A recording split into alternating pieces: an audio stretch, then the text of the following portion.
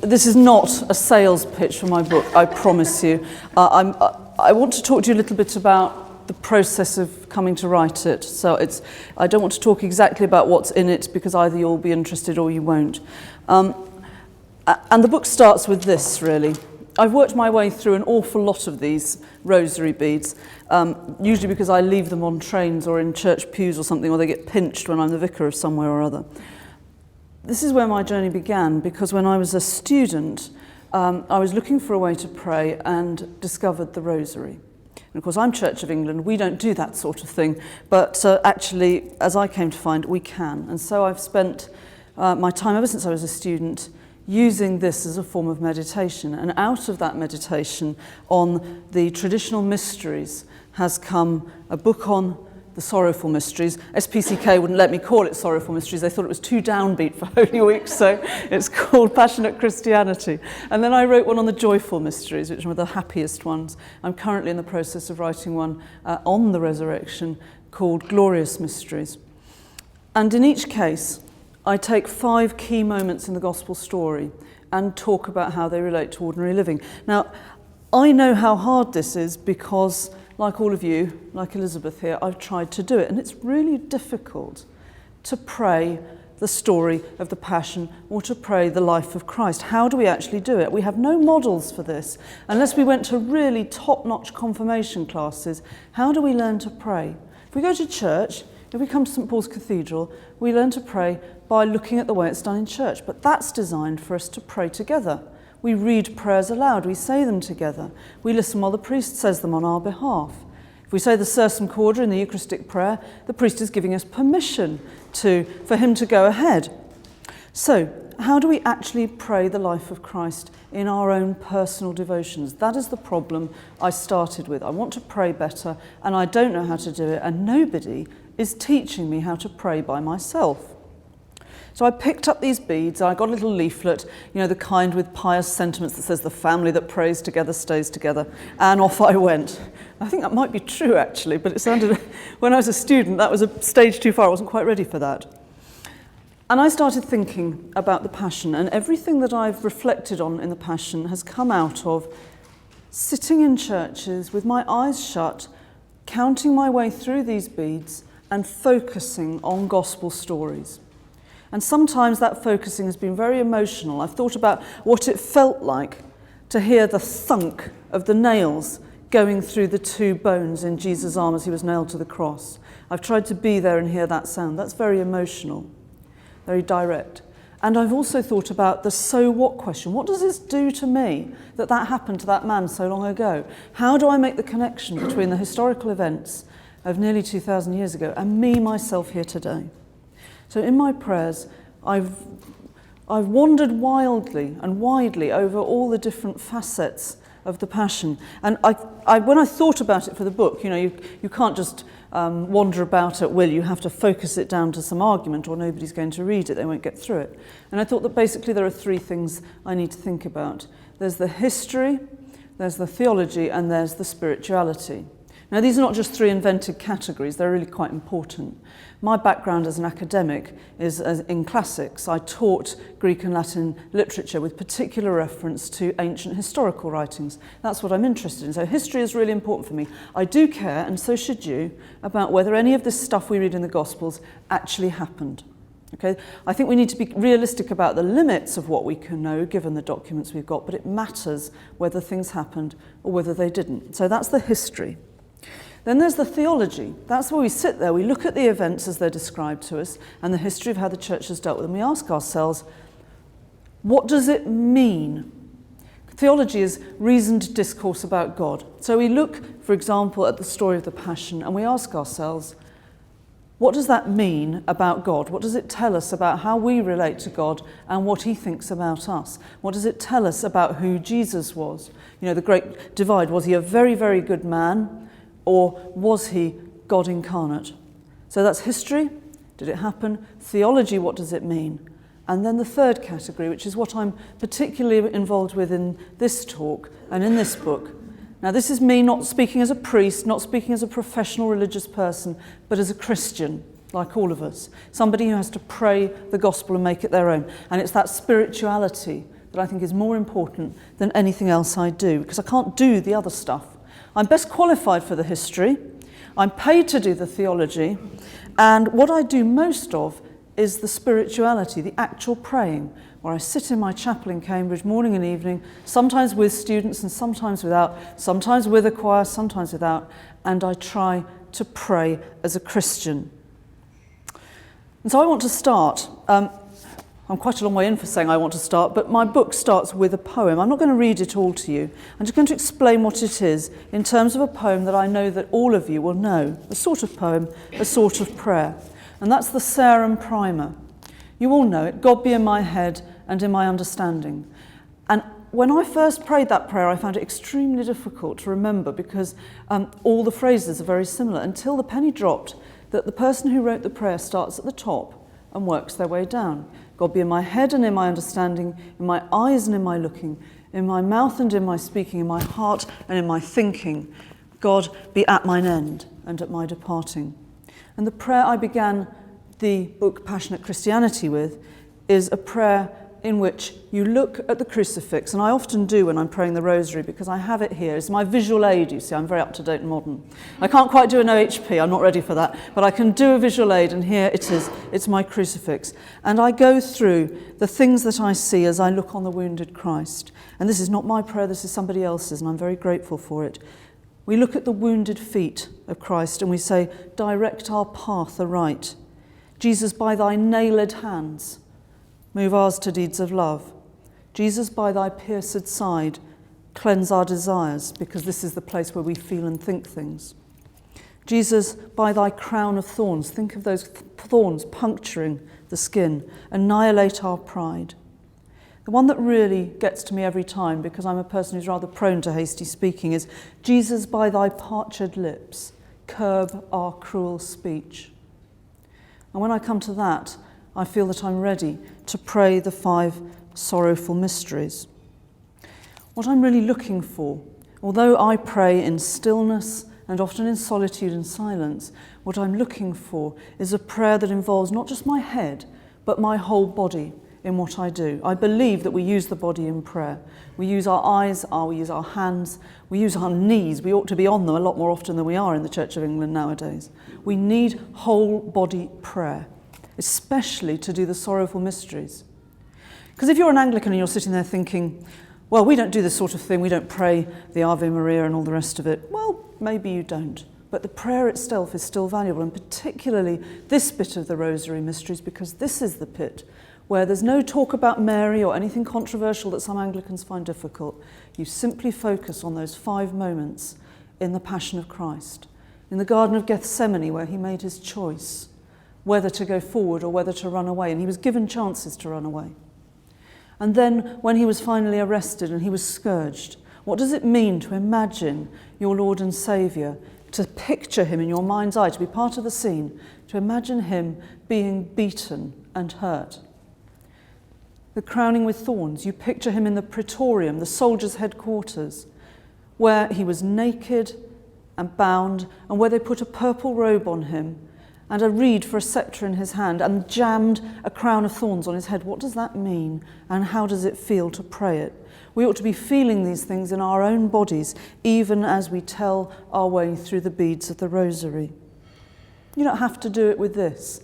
I do this as a prayer because it gives me a guaranteed 15 minutes of pure attention on the Passion of Christ, and I think that's something all of us could do with.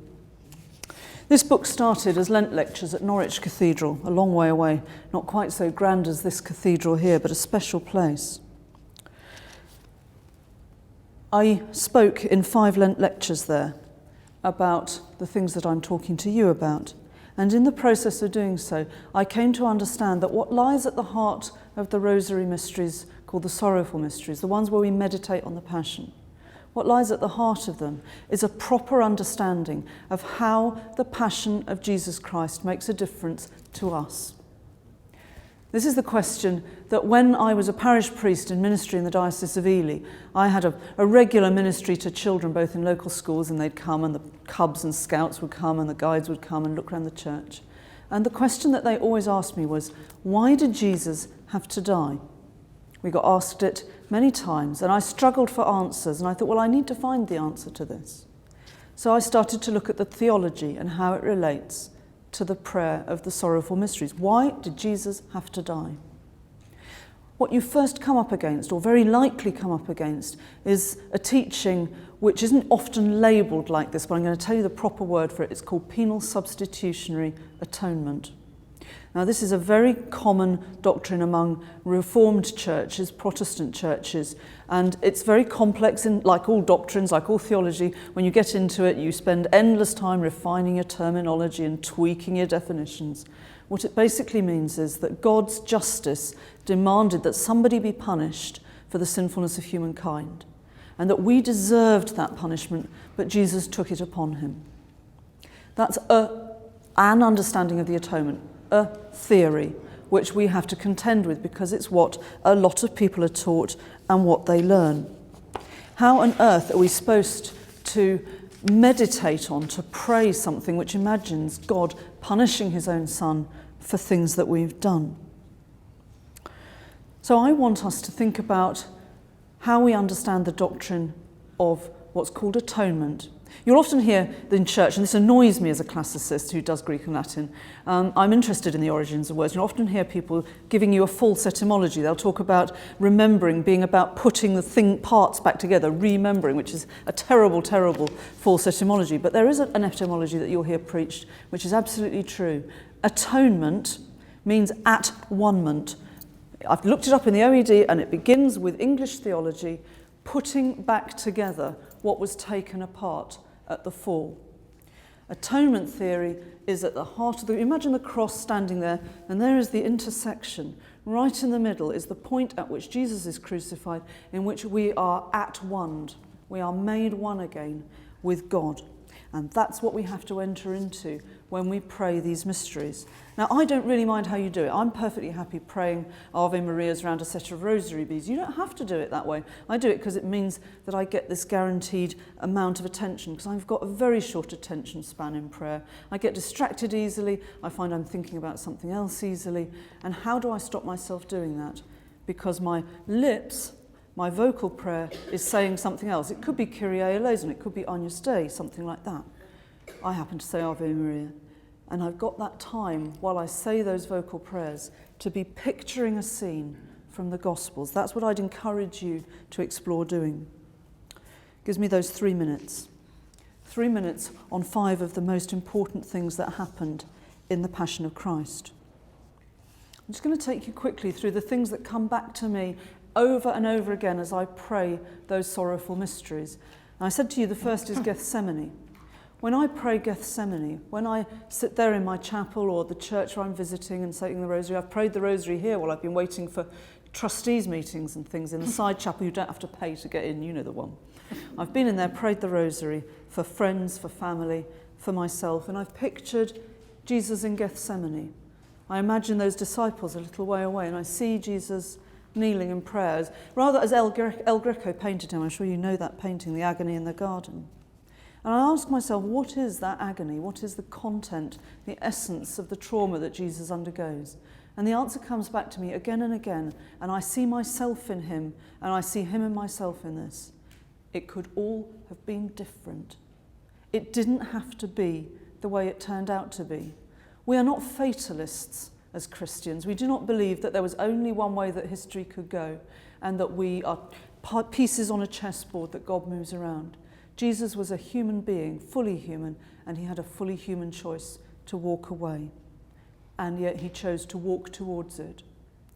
And when I ask myself in prayer the further question, why did he do that? The answer comes back, because the worst torment is to know what's right and to walk away and do the wrong thing.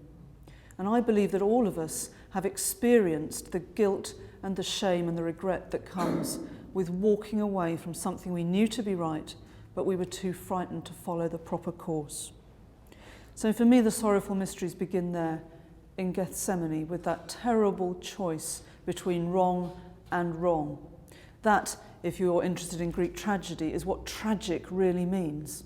It's where you see a character, a person of stature and beauty and importance, put in an impossible position where they cannot choose a right outcome. They can only choose between pain and pain. And that's what Jesus faces. Now, when I come to the second of the sorrowful mysteries, the scourging, I have to tell you that I find this extremely difficult. I began, when I came to my book, describing this in terms of something I'd seen in a film by Mel Gibson. I don't know if any of you have seen The Passion of the Christ. And if you watch it, you will see a scene in which Jesus is tied to the pillar and scourged by some Roman soldiers. Not ordinary blokes, not soldiers like I know soldiers to be. I wrote my doctorate on Caesar's Gallic War, so I'm very interested in how soldiers are depicted in literature and in film. And there are these soldiers enjoying hurting Jesus. They really put their backs into it. And as the film goes on, their faces become more and more demonic. And I watched that film at the pictures, and my heart said, and my mind still says, no, that is not how it must have been. Because I know that the Roman soldiers who inflicted that punishment would have been decent, ordinary people like all of us. People who were doing a job, and their job happened to be the totally routine business of scourging prisoners who were sentenced to death, and they just got on with it. And that is the evil of the second sorrowful mystery. When I was trying to explain how that works in human psychology, it drew me on into something I'd heard of very vaguely, and I expect many of you have, and I had to go and find out more, something called the Milgram experiment. Can I just ask, has anybody here got any experience of it? Yeah, I thought one or two people would. This was an experiment, a social psychology experiment that began in 1961. You'll correct me later if I got my dates wrong. And it was much later published in the 70s as a study called Obedience to Authority, an Experimental View. And it took the form of a fake experiment where people were invited to take part in what they thought was an experiment into learning and teaching. But actually, the people who thought that they were taking part were themselves the guinea pigs. And they were shown somebody who was supposed to be learning something, given a button to press, which said, there was a series of buttons with increasing voltages, and they were asked to give electric shocks to see somebody if they got the answer to the question wrong. And as the questions went on, they were asked to give more and more dangerous voltages to the point where they were asked to inflict voltages which would have been fatal. And what Milgram was really interested in was, why do people do things which are callous and brutal just because they're told to do so by somebody in a position of authority? And as he went through these experiments, he discovered, various things, and it was all a bit technical for me, but I picked up the main gist of it, that about 60% of the people he tested, and this has been repeated with the same results, 60% of people are prepared to inflict on another human being a voltage which they are told clearly, and they see somebody who looks like they're in agony, actually an actor, it's fatal. It would kill somebody, and they'll do it if they're told to by a figure in authority. 60%. 2/3 nearly.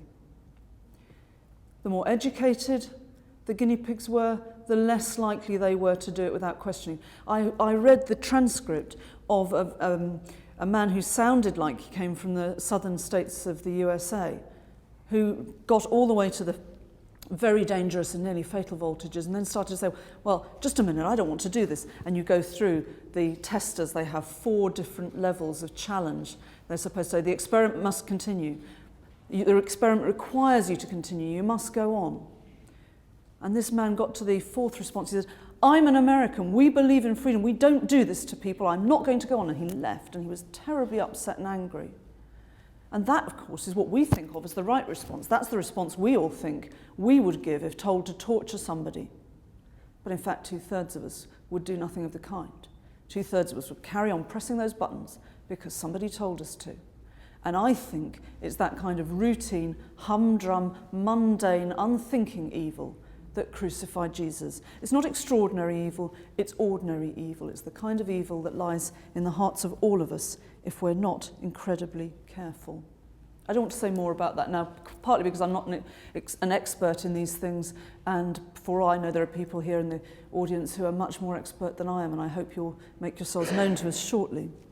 I want to move on very briefly to the 3rd of the sorrowful mysteries, the crowning with thorns. And this is the one that for me, I know this is a strange thing to say when the crucifixion's around the corner, But the crowning with thorns is the most painful, and partly because of the way I see it when I pray it. You imagine me again in my chapel, on my own, in the silence, very still, my eyes shut, carefully counting my way through the prayers. And what I see is a group of soldiers tormenting a naked, bound and helpless man. And particularly, somebody must have plaited that crown of thorns. If you've ever gardened with thorny bushes and tried to prune them, you'll know how incredibly hard it is, even just to pick up a branch. And they must have woven it into a crown, at pain to themselves, in order to hurt him, and pushed it down on his head to inflict pain. That goes beyond the Milgram experiment. That seems to me that is an expression of the kind of cruelty which, again, most of us are capable of if we have enough contempt for the person that we're hurting. Now that really is terrifying. Walking the way of the cross, I'm conscious I'm short of time, perhaps I should say less about this. It was at the point of walking the way of the cross that I realised I had to deal in my book with what I told you about earlier, penal substitutionary atonement, because I don't believe that God's justice demands that we should be punished, or that on our behalf Jesus should be tortured to death. Even if he chose it, even if he chose that on our behalf, that is not justice to punish one person for another's sin, and I don't believe it. But where does that leave me? If I don't think that the meaning of the cross is in penal substitutionary atonement, what have I got to offer? It's a long and difficult subject, but I'll tell you what my prayers led me to. They led me to words of St. Paul. Not everybody's favourite. We heard about St. Augustine at the Mass this morning, and he's not everybody's favourite either, but I think he's an absolute theological star, and you can never read too much St. Augustine. But it was Paul who gave me the answer I was looking for, because it's Paul who talks about us in our baptism being buried with Christ and rising again. And this is where atonement and resurrection get bound together. We are not being released from our punishment. Jesus is not being punished on our behalf. We die with him in the crucifixion so that we may rise again as God's children and God's people. We can never again, after our baptism as Christians, we can never again claim ignorance as an excuse for wrongdoing. There's one thing Christianity is really good at. It's making people aware of their sins, not to obsess about them, but to deal with them. I've met many people who are believers in penal substitution, for whom life is one long anxiety-driven search for peace, because they believe that their sins caused God to hurt Jesus. And because they love Jesus, that is an eternal torment to them. I don't believe that's how it works. I don't believe God does things like that to people that he loves. Now, when I reach the crucifixion in my prayers, I've come to a bit of a stopping point, and I don't know how this works for you, but for me the problem is that when I come to the cross and I try to picture myself as part of the scene, I see the cross before me. I can imagine the two other crosses of the thieves at either side. But what I can never see, and never have been able to see in my prayers, is the face of Jesus.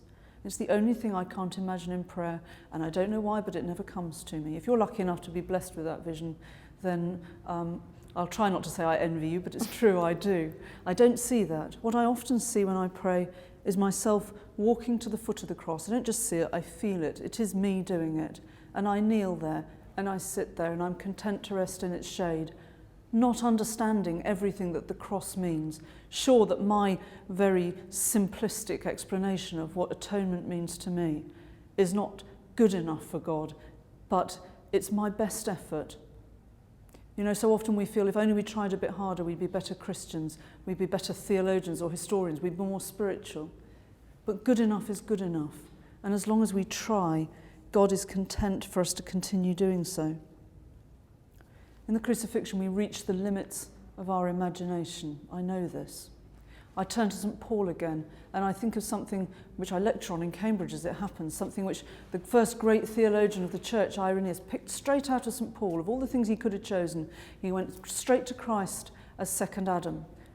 He said, look here what we found in Paul. Christ is a second Adam. And what Irenaeus calls this is recapitulation, as if history has not come full circle. That's not the right image, because we don't believe in circular history. We believe in history going in a direction. We believe in providence. But as if Christ has assumed everything that human history was from the person of Adam onwards and transformed it, almost turned it upside down or inside out, and made all things new. That's the phrase I come back to over and over again. And just finally, I've absolutely no idea how long I've talked for because I forgot to put my watch on the table. But if it's too short, I could bore on for ages. Oh no, I'm just about right, just gone over a little bit. Coming back to where I started, the church teaches us in worship to pray together. It doesn't teach us how to pray on our own. And we all have to find our own way of doing that. And I really wish that more Christians would go to their clergy, go to their ministers and say, because it's often true, I discover in private conversation, I don't know how to pray.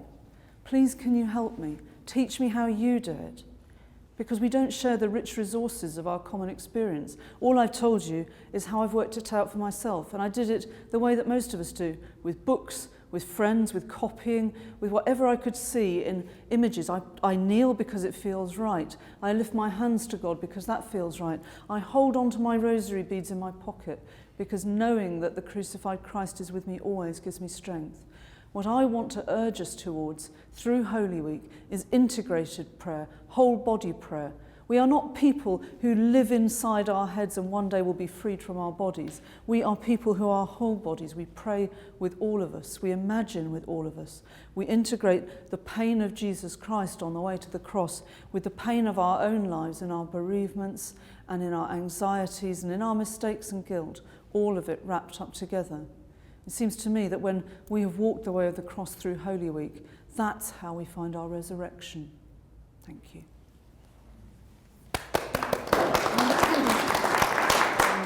I want to pick you up about prayer, and particularly about imaginative prayer, which I think is, I came across it, and it was very strange to me and felt almost not allowed.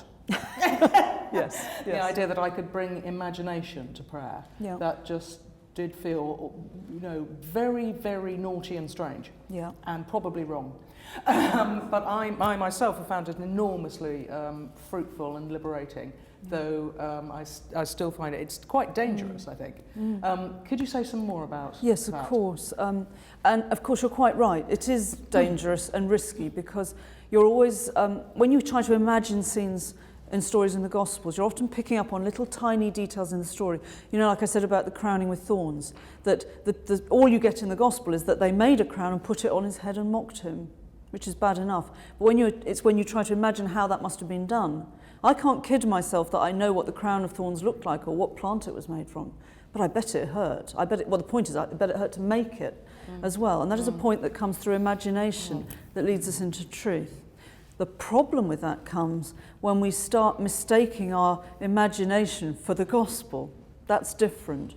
You often hear that at Christmas, I think, when you hear people preaching about the stable, and you can see that, infected by 1,000 nativity plays, they've imagined oxen and asses and tinsel and straw and dear little babies in cribs and stuff.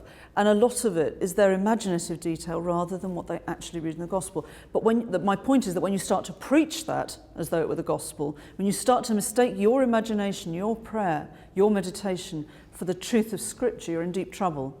So I think that what you're saying is right. It's a very characteristic, I was going to say not quite Anglican, but general Protestant kind of fear that opening up prayer to the imagination might lead us away from scriptural truth. And yes, you have to take that risk. And that's why you keep coming back to reading the scriptures that talk about whatever it is you're praying on, and you start with them and you come back with them, because in the end it's about them and it's not all about you and how you feel. You pray these things imaginatively sometimes, I certainly find this for myself, to be liberated from your own thoughts and to enter into the world of other people. To remember that you're part of God's bigger picture rather than that everything God does is centered on you. I think that's how it works. Does that make sense? It does make sense. I'm going to ask you practicalities. Okay. How to do it. Okay. Do you want a demo? In front of us? I can show you exactly how I do it, if you like. I mean, when I was taught to do this by a monk on retreat, and it was completely astonishing to me. And if I hadn't had my spiritual hand held through the whole thing, I would have just, forget it. Can't be. Okay, well, this is a bit scary because I might be about to be told that for 25 years I've been doing it wrong, which would be very frightening. Okay, so imagine that my chair here, I won't move away, is my pew in chapel.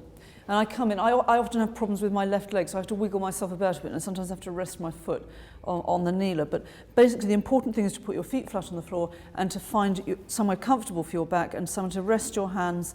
Obviously I've got my rosary in this hand because I'm right-handed, and I usually hold on to the cross with this one all the time, and then just keep moving my fingers around the beads and then until I get to the medal at the end. So I'm like this, I sit there like this, and most of the time my eyes are shut. I know that the Greek Orthodox pray with their eyes open, but I just can't do it. I find it too distracting. I'm far too easily misled. And the first thing I think of, because I've been praying these prayers for a long time, I don't need the books open anymore. I know all the words, and I sit here. And I always think of this bit as the warm-up, okay? Because these are the 5 groups of prayers as you go round. It takes about 3 minutes to say each one. 10 Hail Marys and an Our Father, but you can do it, as I say, with Kyrie eleison and Our Father. And I start with the Creed on this one, 1 Our Father, and I've got 3 warm-up beads to say 3 Hail Marys and Glory Be. Now, what do I do with these? I think about faith, hope, and love. And during that time, what's actually happening to me is I've stopped worrying about whether anybody's going to turn up, and I have to say, actually, it's silent prayer this morning, so don't expect me to say at the office. I've stopped worrying about whether I switched my mobile phone off. And gradually, I can feel my diaphragm lowering because my breathing is slowing down and my heart rate is slowing. And I know that when I stop praying, I'm going to feel cold because my body will be shutting down as I enter a different state of being. And I need a little bit of time to do that, which is what these warm-up beads are for. And I pray my way through them until I get to the medal. I know I'm ready to start saying, on the previous bead, I'm ready to start with the first of the 3 mysteries, which in this case is Gethsemane. And it always feels really hard. I'll keep my eyes shut for a moment if you don't mind so that I can imagine how I do it as I tell you, because I know I've got to walk into the garden and be there and in my imagination watch Jesus in an agony of mind. I remember that in one of the gospel texts, which has now been deleted by those who think they know better and say that this is a late addition to the text, that it says his sweat was like great drops of blood upon the ground. And I try, although I can't, to imagine what it would be like to be praying so hard, to be in such an agony of indecision, or even an agony of decision. So there I am. I'm very, very still. I find praying with movement very distracting. I find it difficult to pray the rosary kneeling because it's too painful a posture to adopt for a long period of time. It takes about 12 to 15, depending how quick you are on the Hail Marys, to say this. So I'm very, very peaceful and comfortable. I want to sit back, I want my shoulders to drop, I want my breathing to slow. And as I go around, I'm very conscious of where I am in the prayer. I know that the first 2 mysteries, I'll be thinking, I've got another 10 minutes to go. Because, I don't want to kid you, I'm not this great holy person who's always praying this in a good mood and wishing she was here. Quite often, prayer is just work. Orare est laborare, they used to write on the outside of churches, and then when you came out, on the other side it was written laborare est orare, so that you remembered that work is prayer and prayer is work. And sometimes prayer is just work, that's all it feels like, but you go around in a spirit of faith that somehow God will talk to you. And often, not very often, but often, he does, and I feel that point of contact with him that's nothing to do with my conscious mind, what I'm thinking, and which is nothing to do really with my imagination either, and it isn't even verbal. I think that words often get in our way because we're trying to express things that we feel but have no words for, and we don't really need the words. All we need is to relax into that state of being where we're with God and he's with us. And so that's how I do it, but just to whiz around as if I'd got to the end and I'm back on the medal and I've said the 3 prayers that go there. There's 1 to St Mary, 1 to God about the rosary prayers, that we, God, who by the life, death and resurrection of thy Son Jesus Christ delivered and saved the world, grant that we, meditating on these mysteries of the most holy rosary of the Blessed Virgin Mary, may both imitate what they contain and obtain what they promise. And lastly, a prayer to St Michael, because St Michael's Church is over the road from my college and we used to have it as our chapel, so I think St Michael deserves a prayer. When I get to the end of that, I know that my breathing is very slow and that I'm very, very, very relaxed, and I know that I have to open my eyes and get up, put my coat on, go and do all the jobs that go with Friday morning and go out of my chapel. And that's the really hard bit, because having wanted through those first 2 mysteries to get on with it and go and get going on things, by the time I get to number 5, I'd rather stay here for the rest of the day or the week or the year, because finally I found my peace with God. And I have to open my eyes, and I do it very slowly. I sort of flicker them open so they get used to the light, and a big breath in, and up I get, coat on and go. The job is done. That's what it feels like for me to pray the rosary, but for all I know, you'd all do it differently. I've never, ever in my life prayed the rosary with somebody else. For me, it's a prayer of solitude and privacy, just me and him. So that's how I do it. Does that help? Thank you, thank you. Tell me I'm doing it wrong, but tell me gently. It'll be a terrible shock. Absolutely not doing it wrong. Good. But you're not doing it the only way. No, there are other ways. There are other ways as well. I mean, for instance, if I play the rosary, I use the Jesus prayer, which feels more I should have said that's another good one. To me than the Ave Maria for some reason, which is Jesus Christ, Son of God, have mercy on me, a sinner. Yeah. And it has quite a breathing rate. I think that's one of the reasons it works so well for me, and it works with it. And I mean, for me, the rosary is more or less a timing thing. It's really about, makes you give the right amount of time. Yeah. And it's about taking off that kind of clutter of the top layer of your head, thinking, is there anything in the fridge? You know, should I turn the iron off? You know, it just kind of takes away that clutter. Yeah. So that was my question, and now, do people want to ask things? Yes.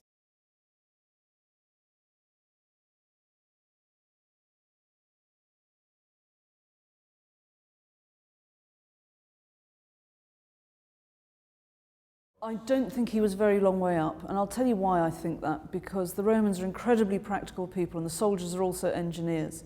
And the taller you make the cross, the wobblier it is and the harder it is to keep it upright. The point of crucifixion is indeed to make it visible to everybody. You remember the story of Spartacus and how the rebels in his revolt are crucified all the way, I think it's the Via Appia, all the way down the road that leads to Rome. They're meant to be a visible signal of the power of Rome. And so, to be honest, the 2 things that would have made it unlikely, you know, just from first principles unlikely that the cross was a long way up there, are that it would have been very wobbly to make it that high with the centre of gravity, and the other thing would be it's a waste of wood. And the Romans are that practical. They wouldn't have wasted the wood on it. So no, I think you're absolutely right. It would have been almost eye level. So this would have been an impact which would have been much greater in reality than many people envisage. Yes. I think we also have to remember that our images of the crucifixion are often driven by paintings and statues, and in that case, what drives the shape of the painting is often the building it's set in. So if the building requires something that's this shape, then the crucifixion has to be this shape. You see the same sort of thing happening in Greek temples. You think of something like the Parthenon frieze, if you've been to the British Museum, that although the figures at the centre can be standing up or nearly, the figures at the edge have always got to be reclining like this to fit in that triangle shape. And the same is true of the crucifixion. If you've got a tall window, you need to fill it up with Christ at the top, because at the top means the most important, and everybody else down below. Sometimes in pre-Renaissance depictions, you'll see that Jesus is bigger than other people, or that Mary, if she's seated on the throne with the infant Christ, she's bigger than everybody else, because big means important. So I think our imagery and when we pray is often driven by paintings, which can be, as you say, quite misleading. Yeah. This is indeed why such imagery is becoming more and more important in theological teaching these days, and this is only a good thing. Yeah, I think you're right. I'm sure you're right. So thank you.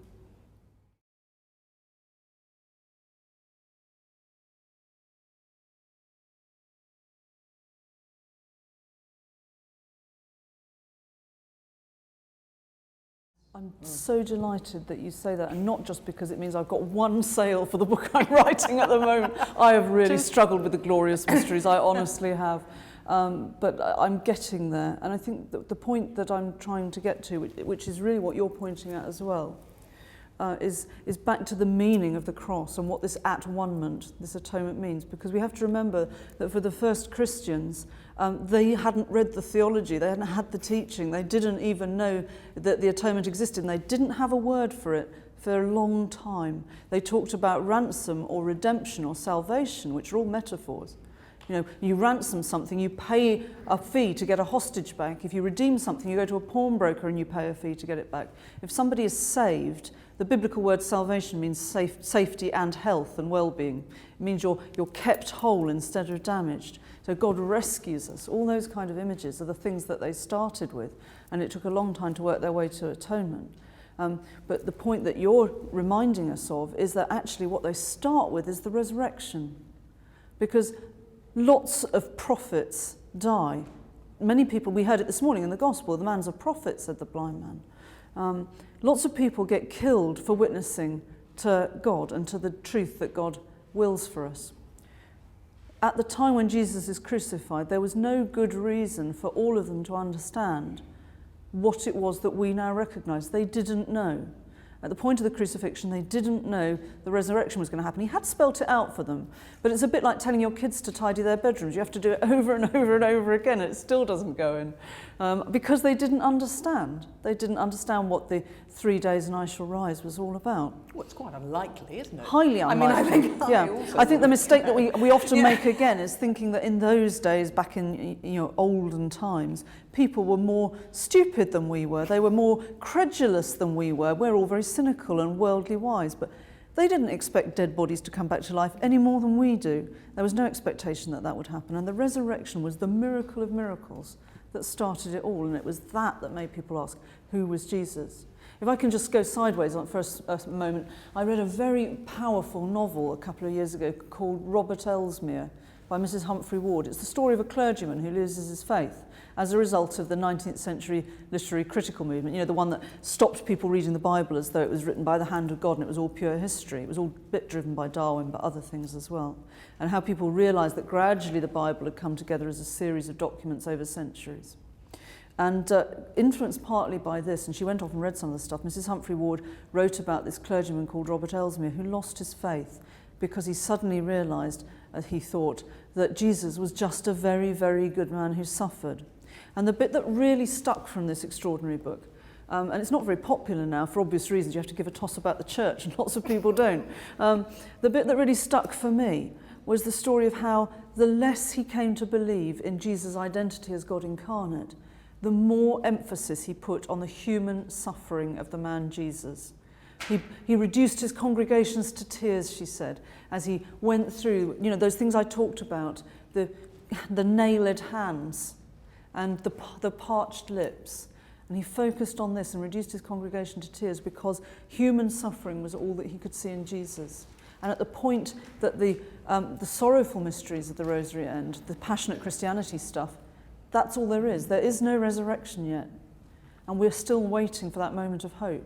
But actually, unlike the stories, the meditations in this book, Christianity, our story as Christians, begins with the resurrection. So you're absolutely right. I've got to get on with that writing. The deadline is looming. So pray for me, brothers and sisters. I've got a mystery and a half to go.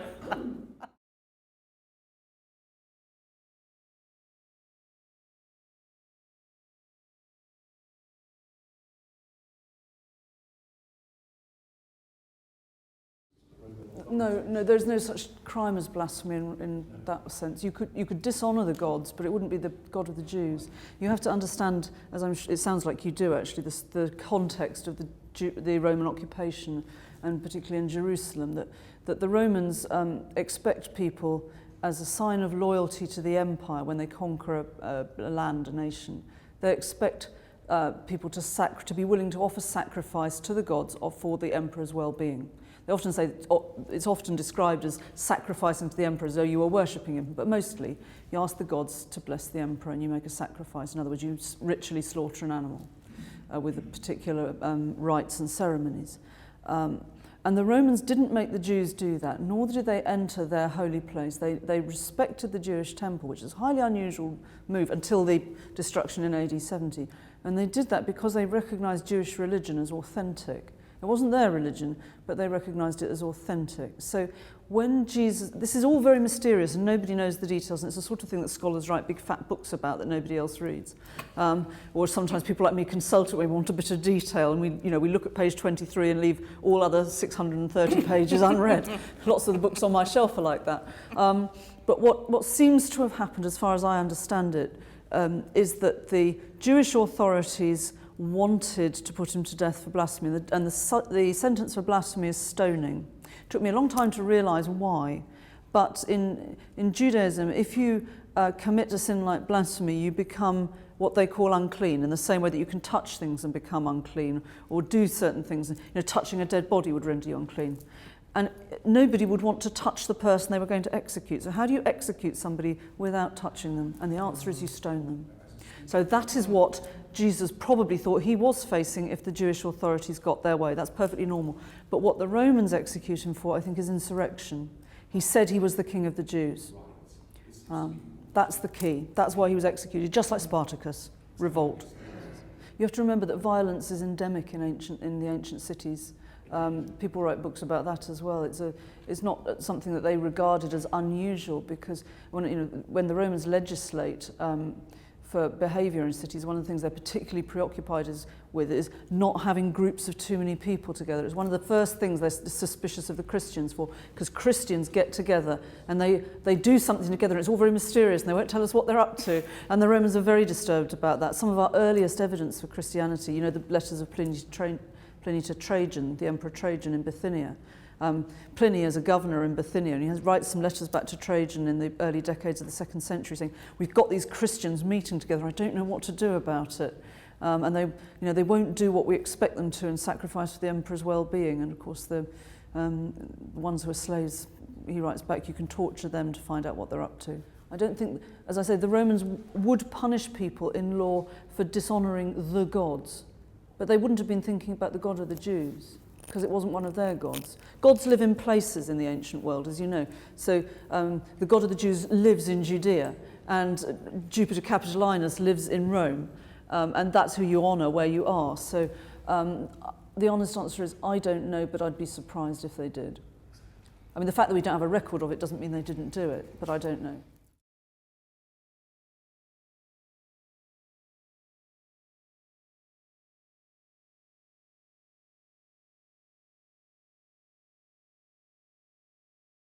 I don't try to, but I often find it happens. Because when you're trying to imagine people, you have to imagine things like their clothing and their faces. And if you're not a very imaginative person naturally, you have to draw on other people's. So yes, I do is the short answer to that. But mostly, no, I don't. I mean, the most extraordinary experience I've ever had of praying the rosary, I wasn't imagining something that I'd ever seen, and I've never seen a painting that does it. But I had it's very difficult to describe, but a sort of mystical experience where I was praying the joyful mysteries and I'd got to the Annunciation, to which coincidentally my college is dedicated. So it's something I devote a lot of time to in prayer now. And I tried to imagine myself in the scene, and don't ask me why, but I imagined Mary weaving, and I was the piece of cloth that she wove. And while I was there, in the scene, totally inert and not interacting in any way with what was happening, I can still sort of see the lights and the movement and the noise that happened at the appearance of the angel at the Annunciation. And I've never seen that depicted. And I've never had that experience again either, which was really annoying because it was enough to keep me going for about 10 years, because I became the cloth that the baby was wrapped in at the Nativity and so on. And I don't know where the idea came from, but there it was. Now, an experience like that seems to me to come out of nowhere, and I'm very grateful to God for that. But mostly, as I say, work is prayer and prayer is work, and I'll take any shortcuts I can, including other people's descriptions and other people's ideas of what it must have been like, and paintings and pictures and poetry. Is that what you find too? Yeah. Particularly paintings, or? Yeah. Is there one in particular, sorry to press you, but I am interested, is there one in particular that you found helpful? The wonderful Rembrandt of the Prodigal Son. Yes. His hands are up like this, yes. I know it, and all the light seems to be coming out of the middle. It's a painting, a picture of that was given by Bishop Leslie Brown, who was a bishop who became an honorary fellow of Downing College. He gave a picture of that to Ben Britton when Ben was struggling to he told me about this just before he died. Ben was struggling to finish The Prodigal Son, and that was the focus of that painting was what enabled Britton to finish his opera. So Bishop Leslie told me, and he knew Ben and Peter very well. So whenever I look at that, I think, gosh, I know somebody who knew somebody who knew, but how vain am I? But it's a wonderful story, and I'm grateful for it. So yeah, it moves a lot of people, that painting, I think. Yes. Thank you, Kelly. That was fantastic, and I hope you will. Thank you very much.